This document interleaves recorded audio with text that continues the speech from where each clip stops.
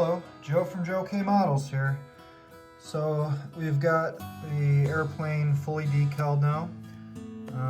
As you can see, everything is on there. I used microset to set the decals in place, and then as I discussed in the previous video, used the weight of a knife blade to basically get that effect there where the panel line's going through, making it look like it's it's painted on. So this has been allowed to set and dry, and so the next thing that I'm going to need to do with this is I'm going to need to protect it with a clear coat.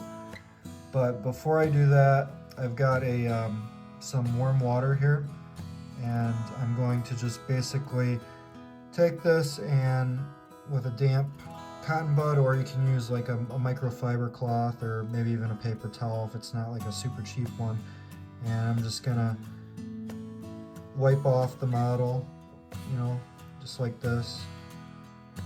And I want to make sure I try and get, if there's any leftover residue from the decal solution, just kind of getting that off.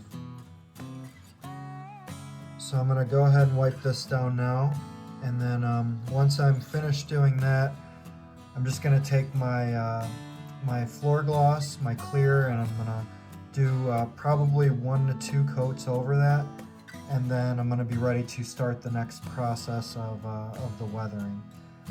Because right now the decals are on there, they're not weathered at all, and we want to make sure that we do some effects that make everything kind of blend together.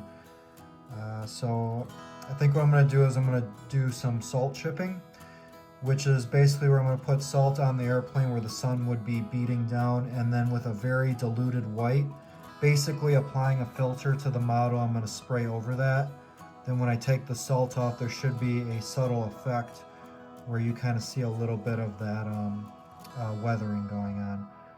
I'm not trying to go for anything crazy with this. The airplane that I'm depicting here, yes, it was at Henderson Field on Guadalcanal, but I'm trying to depict it as it would have been just arriving there.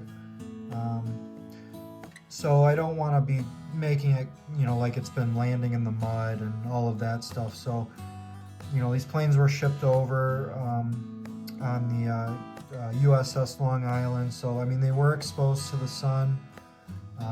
They were in action. So I do think they should be weathered somewhat, but again, I'm not going to be going for a completely faded look.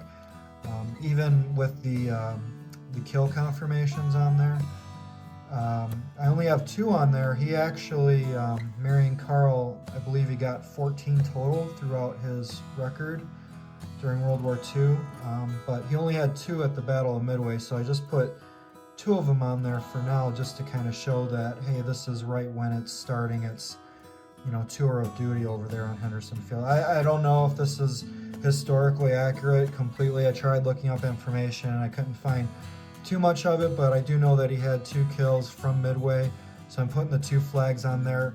My thought is that they probably didn't have them painted on while the Battle of Midway was going on. That was something that probably would have gotten done once they had arrived at Henderson Airfield. If anybody knows, I'd be very interested to find that out, but that's why I have that like that. And yeah, so that's where I'm at right now. I'm gonna go ahead and continue cleaning the model off and put the clear coat, and then on the next dish I'm gonna talk a little bit about the weathering and get started on that. So thanks a lot for watching. I'll see you on the next one. Joe from Joe K Models.